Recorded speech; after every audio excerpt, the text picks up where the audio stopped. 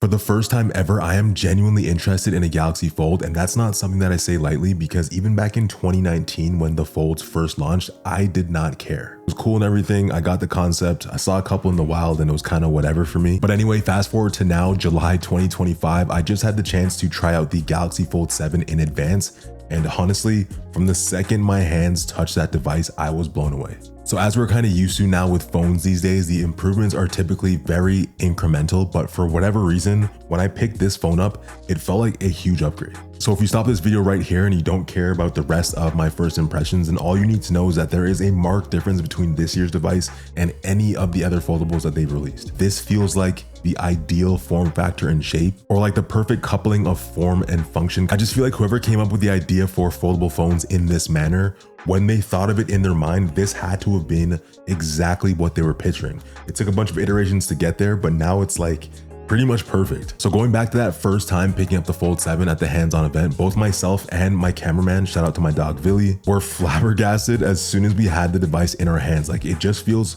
perfect. Not only that, but it is incredibly thin. I'm pretty sure that when you unfold it, it's actually thinner than the Samsung Edge is. It's thinner than the Edge and lighter than the Ultra, which is insane. So this year, the Fold 7 comes in 3 colors. You've got Silver Shadow, Blue Shadow, and Jet Black. And if you've been around the channel before, you know that my personal favorite is going to be that Silver Shadow. You can't go wrong with the Jet Black, like that always works. But that Silver Shadow, which is close to the titanium silver that we saw on the Ultra and the iPhone, etc., it just looks so clean, and the overall aesthetic and accents I think are just perfect. On the inside, it's running the Snapdragon 8 Elite chip made specifically for Galaxy. It comes in 256 gig, 512, and 1 terabyte storage options, 12 gigs of memory, which is pretty standard at this point, and a 4400 milliamp hour battery with 25 watt super fast charging. And if I'm not mistaken, that's the same battery size that was found in the Fold 6, but the expectation is that this is going to have better battery life. Now moving on to the more important stuff, that big beautiful display is now larger, coming in at 8 inches opposed to last year's 7.6. So it's a dynamic 2184 by 1968 QXGA Plus AMOLED with up to 120 Hz refresh rate.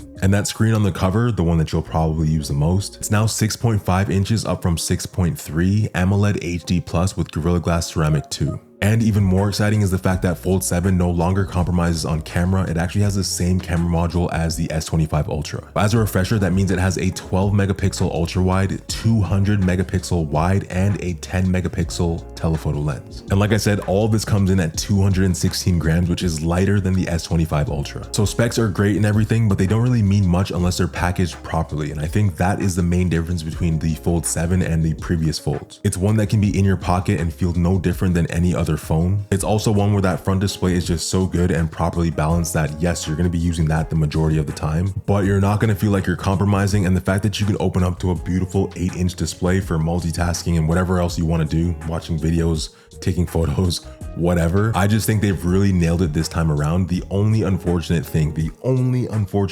is that, as you know, foldables are expensive. So to give you an example, here in Canada, that 256 gig model starts at $2,500. So if I'm not mistaken, the USD price is going to be either $18.99 or $19.99. And I think that is the major deterrent for most people. I know it was one of the big reasons why I never tried these phones in the past. And even now that it's refined and everything seems great, it's still more expensive than the majority of the phones out there. So in my opinion, as dope as it is, it's still going to be pretty niche. Obviously, these are just first impressions after having about 60 minutes or so of playing with the phone.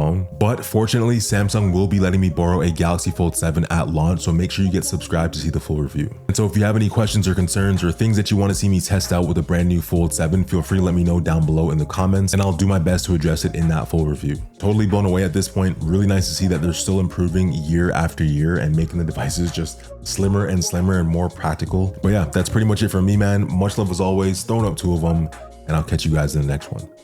Peace.